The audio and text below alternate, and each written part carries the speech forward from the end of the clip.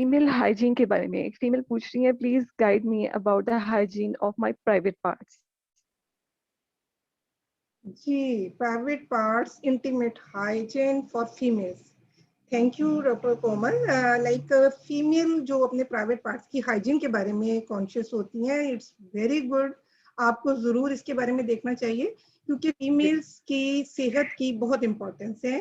खवातीन अपनी सेहत का ख्याल रखेंगी तो वो अपनी फैमिली का ख्याल रख सकेंगी, सोसाइटी में वो पॉजिटिव वे में अपना रोल प्ले कर सकेंगी। तो जी उन्हें बिल्कुल अपनी ऐसे ही। General health as well as intimate health का बहुत ख्याल रखना चाहिए। इंटीमेट हेल्थ के हवाले से मैं आपको बताऊंगी कि देखिए, जिस तरह हम अपनी जनरल हेल्थ का ख्याल रखते हैं, बॉडी वॉश होता है, हैंड वॉश होता है, इसी तरह से डेंटल केयर होती है, तो इंटीमेट पार्ट्स और प्राइवेट पार्ट्स की हेल्थ का भी बहुत ख्याल रखना चाहिए। वजाइनल कैनाल एक सेल्फ लिमिटिंग, यानी ये अल्लाह ताला ने ऐसा सिस्टम रखा हुआ है कि यहाँ पे अच्छे बैक्टीरिया और बुरे बैक्टीरिया, अच्छे बैक्टीरिया यहाँ पर होते हैं, यहाँ पे लैक्टिक एसिड होता है जो वजाइना की एक नॉर्मल पीएच को मेंटेन करता है। तो हमें जी सिंपल जो सोप्स होते हैं या जो परफ्यूम्ड वो वॉशेस होते हैं, जो वजाइनल वॉश भी मिल जाते हैं, उनके सिलेक्शन में भी बहुत पर्टिकुलर होना चाहिए। जो आम सोप या बाथ सोप्स या जितनी भी आप चीजें इस्तेमाल करते हैं जो परफ्यूम्ड हैं, वो आपने इस एरिया में नहीं यूज करने। अगर आप वो जी यूज करते हैं अपने प्राइवेट पार्ट्स पे वॉशिंग के लिए, तो होता क्या है, एक तो वजाइना की पीएच चेंज हो जाती है। जब पीएच चेंज हो जाती है तो वहां पे फंगस और बैक्टीरिया के इन्फेक्शन के चांसेस बढ़ जाते हैं। दूसरी चीज ये होती है कि जो हमारे अच्छे वाले बैक्टीरिया हैं बर्थ कैनाल वजाइनल कैनाल में, वो भी किल हो जाते हैं। तो वो जो एक सेल्फ इन्फेक्शन लिमिटिंग जो प्रोसेस होता है, तो उसको हम जब डिस्टर्ब करते हैं तो यहाँ पे फंगस की ग्रोथ हो जाती है। यहाँ पे mostly fungal infection, bacterial infection बहुत ज्यादा होते हैं। और हमारी खवातीन में तकरीबन लाइफ के किसी न किसी हिस्से में जाके खवातीन इससे जरूर सफर करती हैं।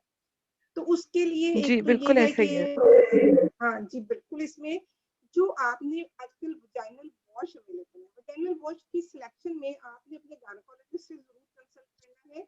उसमें आपने देखना है कि मॉइस्चराइजर बहुत अच्छा उसमें होना चाहिए। दूसरा ये कि लैक्टिक एसिड होना चाहिए, वो आपके जो अच्छे वाले बैक्टीरिया हैं उनको किल ना कर सकता हो।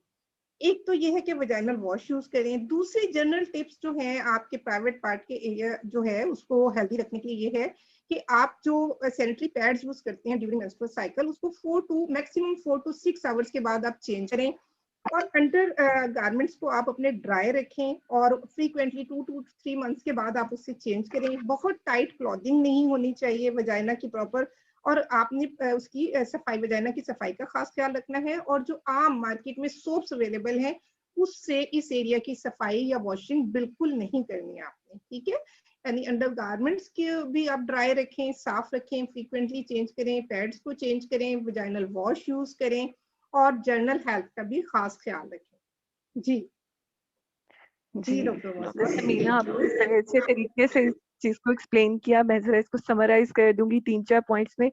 एक तो आपने कॉटन बेस्ड अंडरगारमेंट्स यूज करने हैं। आपने बिल्कुल परफ्यूम टैल्क्स, परफ्यूम सोप्स, कोई भी परफ्यूम लिक्विड सोप्स आप अपने उस एरिया में यूज नहीं कर सकते। You have to use special vaginal wash which depends on the body pH of yourself, जो आपको आपके गायनेकोलॉजिस्ट रिकमेंड करेंगे। और दूसरा ये कि आपने बहुत ज्यादा वहां पे वॉशिंग नहीं करनी है। आपने वेट जो आपकी स्किन है, गीली स्किन है, उसके ऊपर आपने अपना ट्राउजर नहीं पहनना। आप उसको ड्राई करेंगे वॉशरूम यूज करने के बाद हर बार, उसके बाद आप ट्राउजर पहनेंगे। यही कहना चाह रही थी आप डॉक्टर समीना? मैंने सही जी समराइज कर दिया?